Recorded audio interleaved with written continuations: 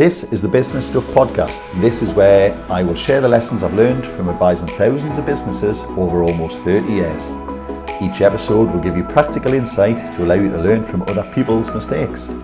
I'll be pulling in experts from our team and the world of business, and together we'll make sure your business is giving you what you want. My name is Martin, and this is the Business Stuff Podcast. Hi, it's Marty from the Accelerator team, and I'm here with Jack this week. Hello. And Jack's sweating because this is part two. Jack, we're going to be talking about cash is king. We are indeed, yeah. Why it's important for businesses to understand their cash position, what it means to have too little cash, too much cash, what impact that, because they're both bad things to some degree. Some practical tips on what people can do to improve their cash position. Perfectly summed up. That's exactly what we're going to talk about. Let's start at the beginning then. Why do people say cash is king? Well, I suppose before we even get to that is that there's always this fundamental misconception or misunderstanding about what cash is, or the importance of cash, because everyone gets confused between their profit figure and their cash figure. And I spend a lot of time kind of explaining the difference for people. So this is, we get to the end of a year, we produce some accounts for a client and we say, you've made a profit, and they go, but where's the cash? Yeah. Yeah. And there's lots of reasons for that. I mean, could we paint a simple example? Let's say someone's invested all their profit, their cash, in a property, for instance, in a factory to trade from.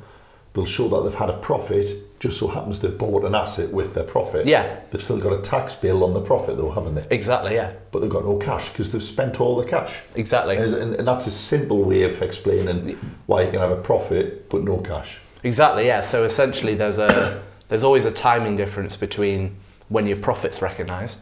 So profit's recognised at the point where your invoice has been raised, and generally at that point your costs have been incurred as well. So that gives you your profit figure. So you raise a sales invoice. That invoice that you've raised on your sales tends to be on a credit, like in credit terms. You've offered credit terms to your customer. So generally 30 days is pretty standard. Yeah. But it essentially means that for those 30 days, you're showing a profit, but you haven't got any cash for it. So if the taxman came knocking on the door going like, well, give me the tax on that invoice, you'd be like, well, I haven't got it yet. Yeah. So there's always this understanding, and then that's factoring in just if someone actually sticks to their credit terms. But what we tend to find as well is that people's customers tend to not always pay on their credit terms. So you could end up 16, even 90 days without being paid for an invoice that you've raised. And that has different implications, because potentially then if you're registered for VAT, like you're going to have to pay the VAT on that, potentially on that invoice. On the VAT you're collecting on the invoices, so the invoice hasn't been paid yet. Yeah, so you're actually you've got to fund the VAT before you've had the cash in. Yeah, so this ultimately it's this timing difference between when profit's recognised and when cash is received. And all of those things, of course, in isolation, you kind of go, that makes sense. The property purchase makes sense. The late payments make sense. But it's when you start mixing them all in, and people get lost in the detail, I suppose, don't they? Because there's 100 things that are affecting it, not two or three obvious things. Because it's very simple. But generally, all of those things combine together, because not everything works linearly. Trying to say it in a linear fashion. There you are. Rather than trying to put Ali on the end of linear. Yeah. So it's just bearing that in mind, essentially, and that's why there's some pretty good metrics out there in terms of people measure like their debtor days, for example, because that gives you an indication on the whole kind of how quickly your customers are paying you. And it's a really good KPI that a lot of them use. So if you're aiming for 30 days, then you should really expect that debtor day to be around about the 30 days. Yeah. And again, always reviewing your debt book as well, like your receivables or your aged debtors, essentially, to check that people actually are paying you. Because the first thing here often is businesses can struggle because of cash flow, which is why people say cash is king. If you're not getting your cash right, well, that's doesn't matter how much profit you make. Yeah, businesses go bust because they run out of cash, not because they're not making a profit. It's that simple, isn't it? You know, you can limp on forever if you've got cash injection to keep you going. But so profitable and also cash flowing is what you need in a business, isn't it? To really be truly successful. So when we say cash, we don't mean like physical cash, we mean money available. You're not getting paid. Because it includes your bank balances. I wouldn't recommend you getting paid. I wouldn't recommend you getting paid your £30,000 invoice in cash. Yeah. Physical cash. So we don't mean physical cash, we just mean money available. Money in the bank, liquid money. Yeah. Yeah, stuff you can use to buy things, pay for things.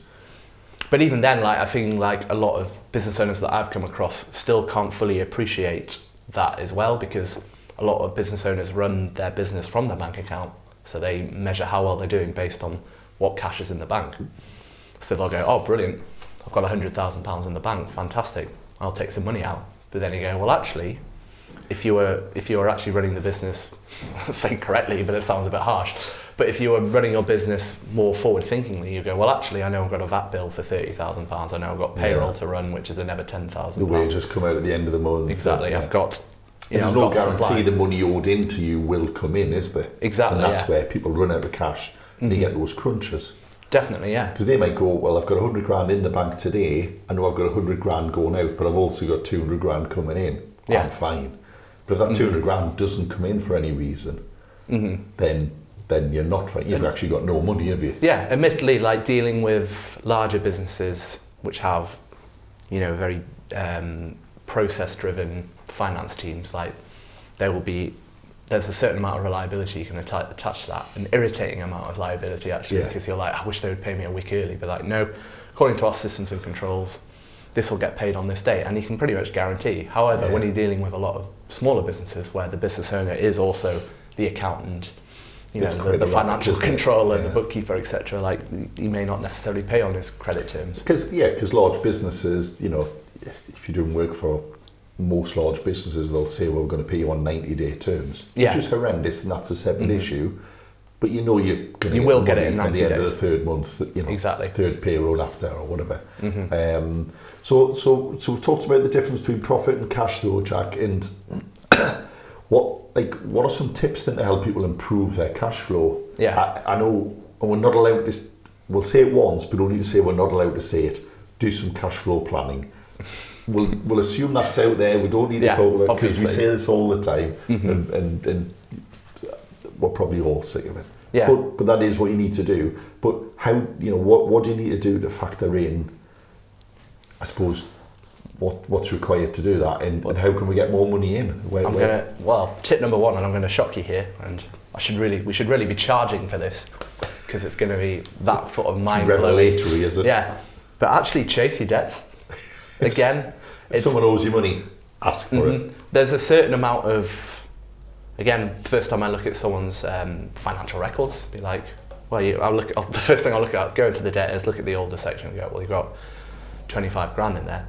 Oh yeah, I should really chase that up. And it's just like, why haven't you? It's just like, he's kind of had a couple of issues. Yeah, it's like a taboo. Yeah. But I think you've summed it up really well when we've spoken before, where essentially you're asking for your own money. You're asking for the money that's owed to you. It's an approved loan, isn't it? Yeah, basically. Someone's you've extended credit terms to someone that you just didn't agree to. It was never agreed. Yeah, I mean, we've had someone mention, kind of tongue in cheek, go and say like, I don't pay them because I get better interest on them than the bank. So it's just like, so I won't pay them until they chase you, and it's just like, well, just chase them. Can we also go back further as well, though, Jack, and say raise timely invoices? Yeah. Again. So you're many absolutely times. Right. So many times I have people who do work for me in their trades, and you'll get a text off them saying, "Can you pay that invoice?" Like, well, I haven't had an invoice. Check your emails, and they've sent you an invoice for work they did about 8 weeks ago. Yeah. And then they're chasing you to like, well, I couldn't have paid it any quicker because you've only just sent it. You're so right. And you know what's going on? It's they've got to the month end, the quarter end, the VAT end.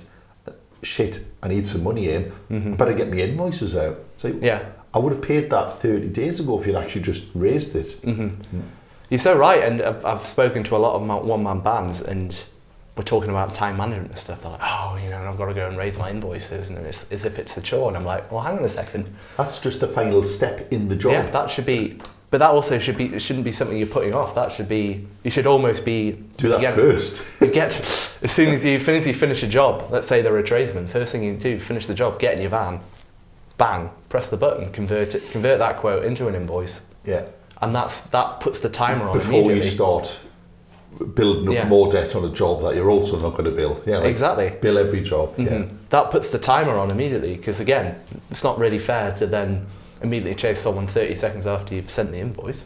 But if they had sent it 30 days ago and still haven't paid, then they're more than justified to chase it. And I reckon, Jack, cash flow planning is why you get a lot of businesses, and it's not always small businesses, but so many invoices I get, and the payment terms are on receipt.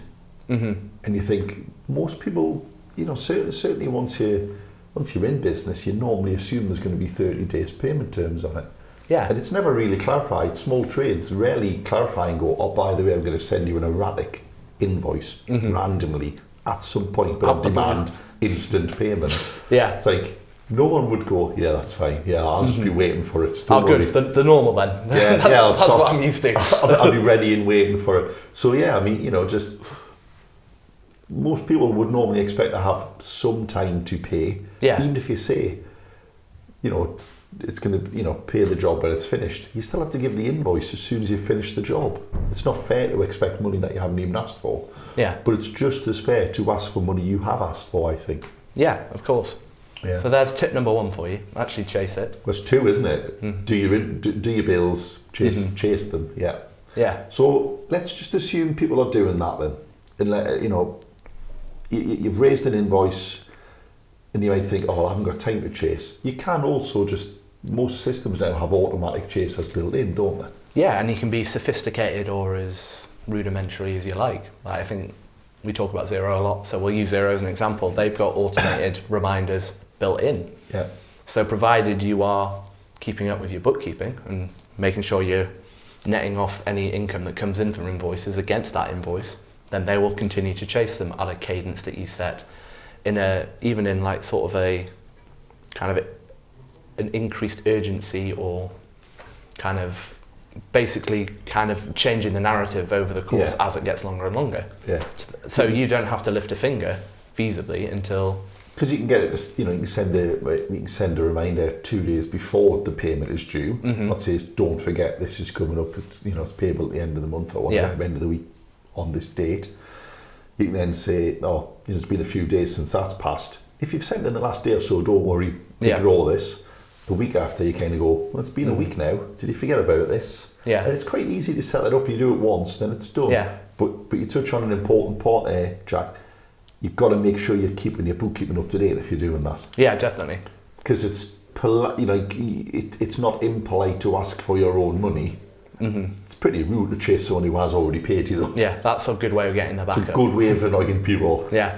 And I think that's what puts a lot of people off, because they're like, oh, well, yeah, because I don't keep on top of my bookkeeping. But then that facilitates another conversation. It's like, well, why not? Why not? Surely that How the hell are you running your business? Yeah, surely it's beneficial for you to know who's paid you at the very least. Yeah. So then you know who you can focus your energy on for chasing people. So yeah, it's but then there's even more sophisticated add-ons to Xero, like Chaser, for example, which again can go down even more into granular levels in terms of chasing. Because Xero, most of the accounting packages are fairly basic. If you've got 3 outstanding invoices, it'll put each one of them through that rota. So, on day 1 you might get a 7-day chaser, day 4 you'll get a 7-day chaser, day 9 you'll get it for each of the different ones, and it can get a bit confusing if you're on the receiving end. Whereas Chaser will amalgamate all outstanding debt, and it'll go, that one's overdue, but don't forget you also owe this one coming up, and it'll just do a single email that, I suppose, aggregates them all into a better chaser, I suppose. Yeah, a more professional That's why it's called chaser.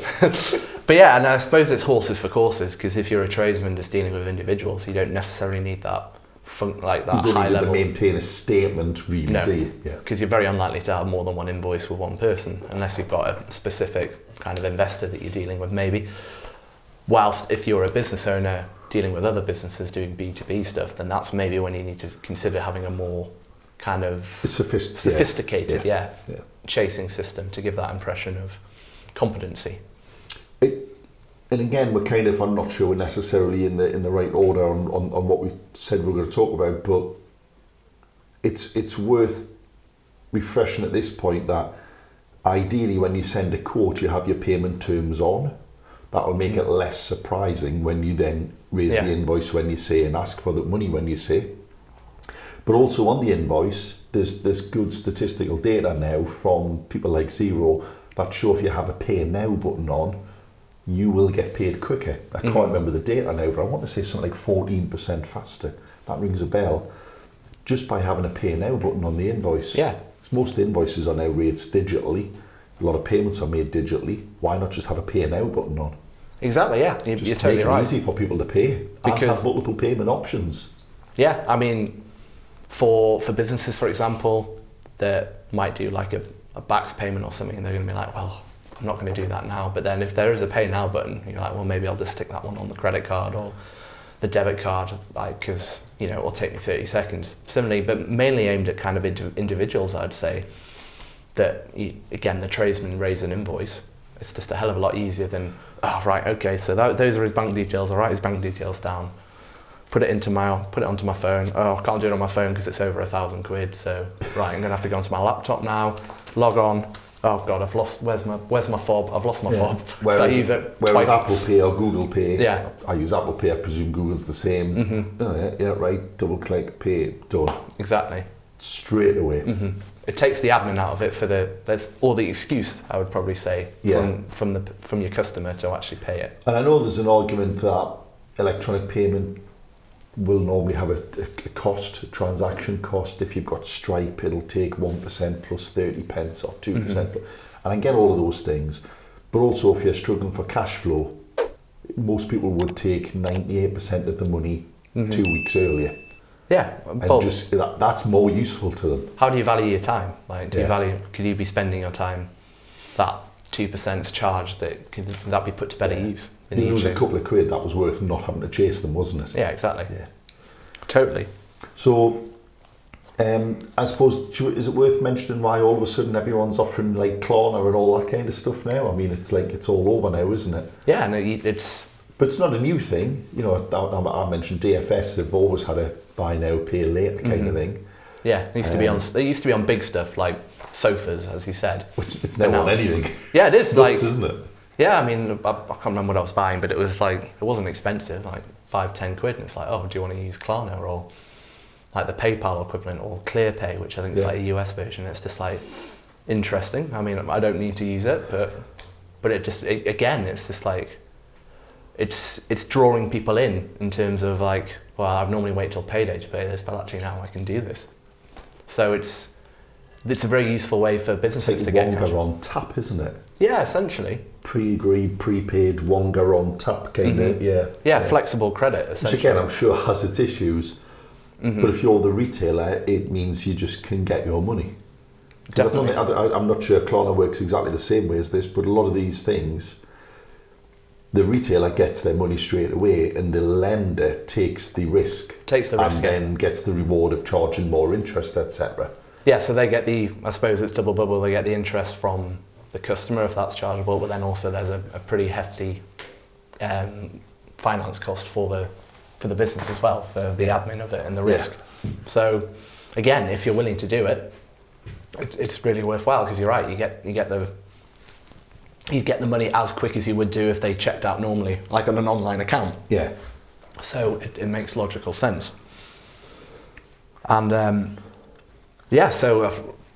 even it's not even traditional e-commerce that are using it now. It is becoming more and more apparent across like even services. I'm pretty sure. I've seen this in shops as well. I'm pretty sure I've seen this in shops now. I've seen like the little Klarna sign at, I don't know, I want to say Marx's, but I can't remember where I last was. Well, it probably wasn't Marx's, but yeah, you see this all over now, don't you? If you buy a sandwich on Clayton Road, you might need to soon. Klarna. Yeah. Klarna. Yes. So right, okay, and so we've been clear up front on the quote. We then invoiced when we should. We've made it easy for people to pay. We had the payment terms on. We've got a pay now button on. We've got our bank details on there. We've got an address on there. Good checks. It's staggering, yeah. Like I get invoices and like they've got no bank details on. They've got no pay now, and they've got no address on either. You're like, how the hell do you want me to pay here? Am I just meant to like leave money on the doorstep or something? Yeah, I mean, it's nuts. It was the same. I I got a letter which needed an application with a cheque attached, and it was sort of like, who do I make it out to and where? How? Like what name I'm putting on it. Yeah. That's another one as well. If you're putting your bank details on now, most online payments on banks will check the name of the account of the recipient. Put the exact name on. Yeah. Make it easy. Don't just put Jack Spoor if that's not the name on your bank account, because it just casts that little bit of doubt. Yeah. That does generally put me off. Yeah. So I mess with people and go, oh, it says it's not your name. Even if I know it's the person, I know it's them who definitely told me it. Yeah. It just creates that little bit of angst and just that little bit of friction, because you as the seller having to then confirm that is, again, it's lost time. Just make Waste. it as easy as possible up front. Yeah. Yeah, definitely. You're so right, and particularly with the liabilities kind of on the payee as well, because all of those disclaimers you have to tick off now from online banks. I've sent it to the wrong place. That was my fault. Yeah. Oh, well, why did you pay it? Yeah, well, it didn't help that you didn't put any payment details out. Yeah. It's like you left us no option but to like try and divine where to pay, you know. Exactly. I'm going to offer you another kind of mind-blowing idea here in terms of tips. So just like you offer credit terms, use all of the credit terms applicable that suppliers give you. Of course, because cash is a mix of the money, like the money that's yours. You've got an element that's coming in, you've got an element going out, haven't you? Yeah. So we think of it as what do you mean by use the credit terms then, Jack? Just in simple terms, what does that mean? So similar to how you raise an invoice and you say due in 30 days, a supplier will send you an invoice and it'll be due in 15, 30, 60 days. Maximise the amount of time. They've given you 30 days, use the 30 days. Don't pay it on receipt. Yeah. We're not Especially saying if you're struggling for cash. Yeah. We're not saying pay late. Just be a bit more sensible, because it could be the difference between you having enough money in your account to pay it, because you're giving your customers the maximum amount of time to pay as well. Yeah, yeah. And people do this subconsciously, I think, but not necessarily. Well, consciously, I suppose. You know, people will kind of go, oh, well, I can't pay that because I haven't got the money in. I'll wait till the money comes in, then I pay it. Yeah. But they're not necessarily waiting until the due date to pay their outgoings. No. But also they're not actively chasing their incomings. So they will like do that little bit of juggling. But again, that's hard work, isn't it? Why not just have a simple process that you just follow all the time? Again, like using that one-man tradesman example, you might get an invoice, you might just go, oh, just pay that now. In reality, it's like, well, you could have got away with... Yeah, I don't like debt, Jack, I don't like debt. Yeah. But it isn't debt until the due date, is it? Exactly, yeah. It's not debt. Yeah, I've got to keep them sweet, and it's just like, well, keep them sweet by... You can still keep them sweet if... They can't get angry if you pay within their payment terms. You can't be like, right, you have 15 days, and then after 10 they go, why have you not paid me yet? It's a whole lot. I've got another 5 days. And it's interesting as well, yeah, because another reason that businesses get in trouble is a bit like they haven't raised their invoice, so their accounts don't show that money is due in. They don't record their purchases. So when if you did a snapshot, you'd say how much is in the bank, how much is due out, how much is due in. The due out bit is missing because they haven't got their expenses in their accounts. No, they haven't, yeah. So again, if you should keep your books up to date. And if you're a relatively small business, it doesn't have to be a complex task. No. Capture, snap a picture of the invoices as they come in, or forward them on automatically to the email capture, which is, if you don't know what we're talking about, reach out separately, but you can normally get things into your account system really easily, so that when you log into Xero, it will say, that's what's due in, that's what's due out, and that's what cash you've got. If you haven't got those three things, how the hell are you meant to make any big decisions, or even a medium-sized decision? Yeah. No, I totally agree. And I suppose it comes to the next point, I suppose, which is around, you need to map the cash flow of a transaction around the realities of the situation. So what I mean by that is that, again, we seem to be picking a lot on sole traders, like tradesmen here. They've got broad shoulders. It's fine. But for example, you do an extension for a client, you can't feasibly take all of the risks of buying the materials up front and all right, I'm going to go and buy all the bricks and stuff. And just hope that you get paid at the end. Exactly, and then raise an invoice at the end, and there's labour and et cetera on top of that. Feasibly, you need to look at stage payments, and you need to look at deposits and stuff. Very simple example, obviously, because I think every builder does that now anyway. But just because not every builder, but yeah, most do. Mm-hmm. But there's a tradition within your industry which a lot of people adhere to, but it's a question of, but why? You need to basically needs to map the realities of your situation. Yeah. So if you need more money up front, if you can justify it, charge it.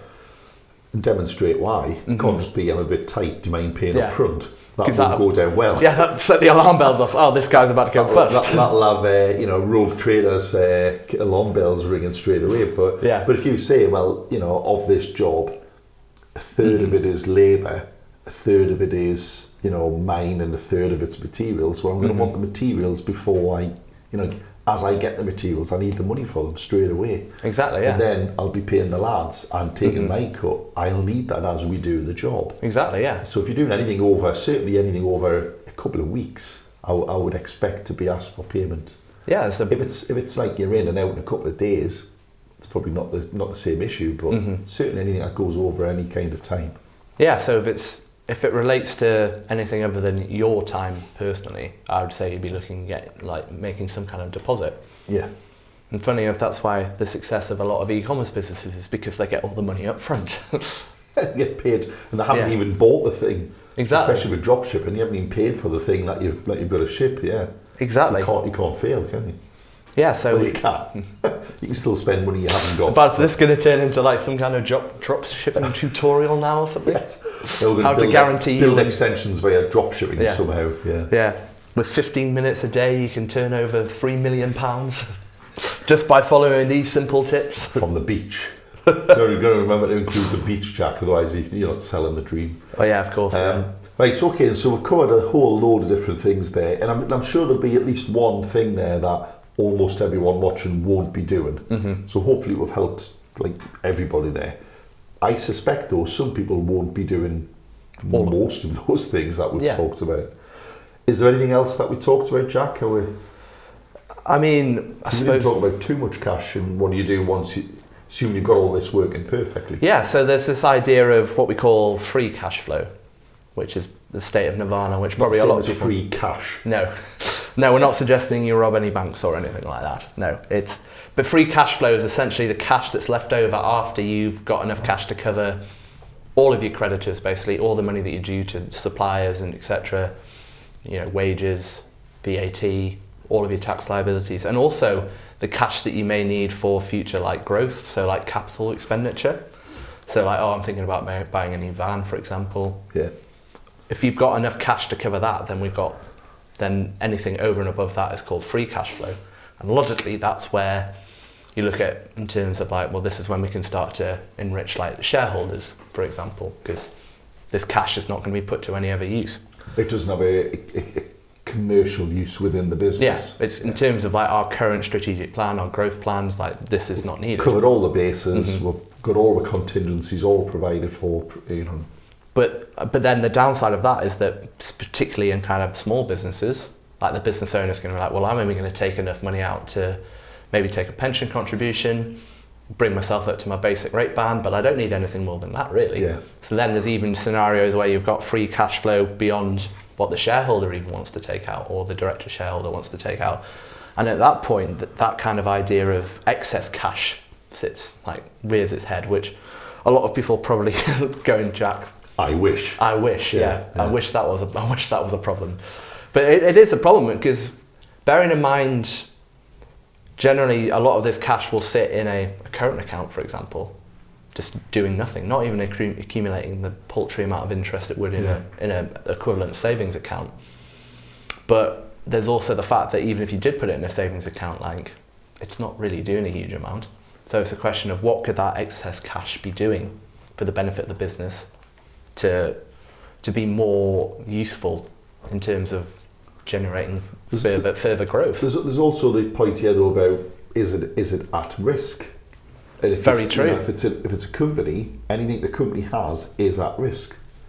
Why would you leave excess money in there at risk? Yeah. It's just you wouldn't leave your nest egg, your retirement nest. You wouldn't just go, I'll leave that there. I'll balance that on the end of that table. You know, you're like, no, well, let's make sure we're not going to possibly lose this.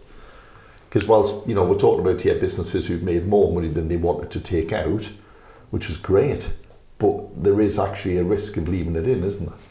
Definitely, yeah, and we've had conversations with clients about that all the time, because this actually is a risk to the business. And then that's probably where the conversations with like Neil and Emma, who you've both had on the podcast already, would probably be able to advise you on that. On what? Yeah, so that's financial planning about. Yeah. Well, if you don't need it now, put it away and do something else. Yeah.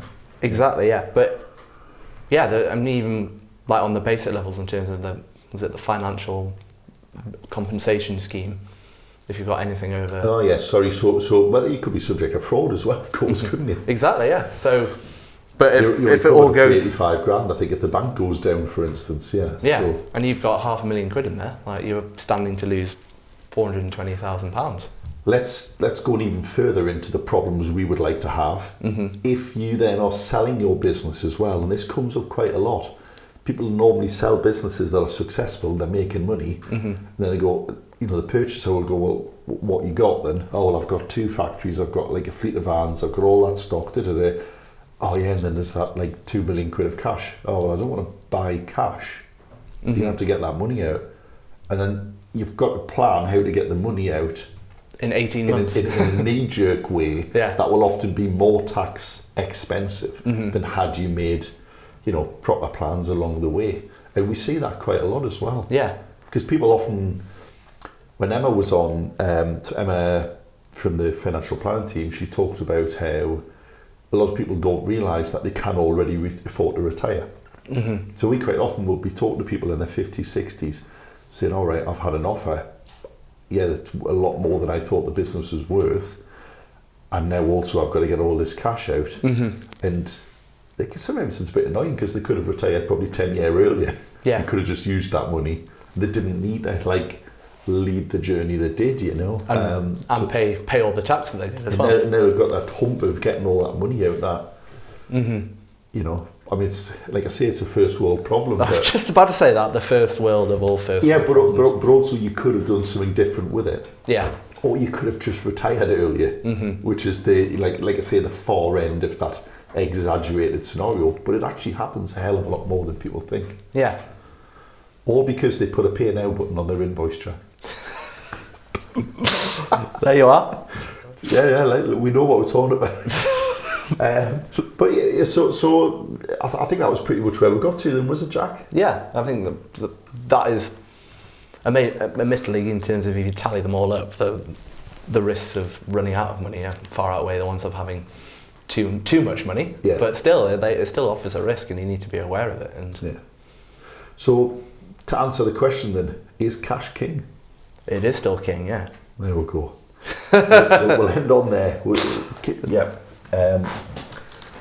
I hope you enjoyed that. I think in this one in particular, there's a lot of just basic things that most businesses can benefit from. Sometimes I know we talk about things where you can go, nah, it doesn't apply to me necessarily, but I think this is one that every business can benefit from, Yeah. hands down. So yeah, thanks very much, Jack. Pleasure as Appreciate it always.